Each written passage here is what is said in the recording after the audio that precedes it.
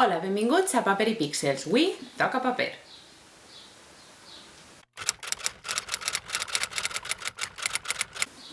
Avui vinc a parlar-vos de l'últim llibre de Laura Gallego que es diu El llibre dels portals.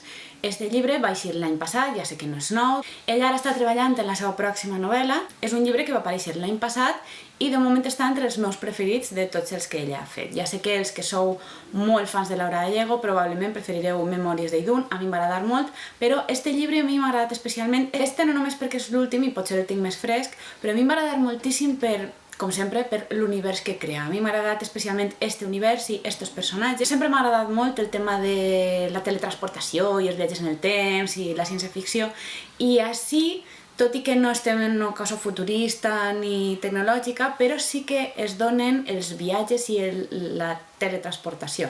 Així estem parlant, com diu el títol, de portals. Són portals màgics que transporten les persones d'un lloc a un altre.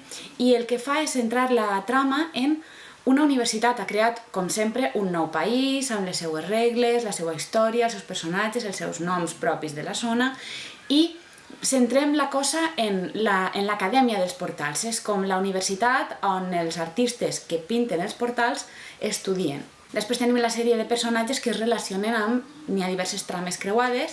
Tenim un xic que viu amb sa mare i la seva germana menuda en una granja molt allunyada de la ciutat principal i vol que la seva germana menuda tingui un futur millor i aspira a tindre un portal propi pintat dins de casa que els trasllade directament a la ciutat perquè ella en el futur pugui estudiar en l'Acadèmia dels Portals i siga pintora de portals.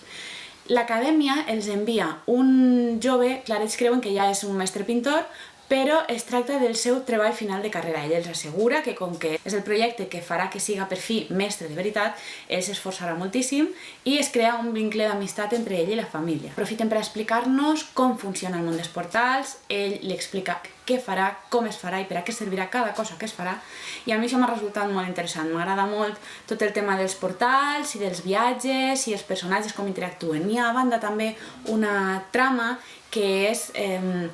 parla de les mines d'on s'extrau el mineral que s'utilitza per a pintar els portals. Fins ara s'ha utilitzat un material que es diu bodarita i s'està acabant. I clar, això crea un conflicte perquè tota la trama, l'acadèmia, els portals, tot depèn d'aquest material.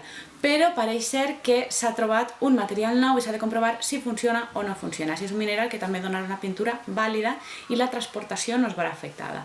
Totes aquestes històries s'entrecreuen i els personatges s'aporten molt bé uns als altres. No vaig entrar massa en detall perquè m'interessa que la llegiu. Sí que la recomane, jo em vaig introduir molt en este món, en esta acadèmia, va ser com tornar a anar a la universitat, però clar, amb unes assignatures més interessants. Era com en Harry Potter, que estudiaven assignatures diferents de les que nosaltres estem acostumats a estudiar. Sí que m'imagine que així estudien matemàtiques i estudien, han de fer ciència, perquè n'hi ha moltes... han de fer un càlcul de coordenades, han de fer una sèrie de coses, però és molt interessant veure la vida que porten, la societat que ha creat Laura i la universitat, les seues regles i com interactuen els personatges de diferents estrats entre ells, la subtrama política universitària que hi ha, les relacions alumnes-professors... A mi m'ha agradat moltíssim, ja dic, perquè una cosa que podria ser una història molt mundana d'uns estudiants o una família pobra que no té accés als estudis, o gent que treballa en la mina i té una vida més pobra, o simplement el que és la vida universitària, introduint un element fantàstic com és en aquest cas els portals, ho transporta absolutament tot a un món màgic. És aquest detall, no cal que estigui ple de moltes coses màgiques. M'ha paregut molt interessant descobrir això, veure com un sol element transforma tota la història. Esta la recomano per damunt de les altres. Espere ja impacient la pròxima i espero que ens resulti tan interessant. Si ja l'heu llegida o vos agrada més una altra, deixeu-m'ho com sempre tot en la secció de comentaris.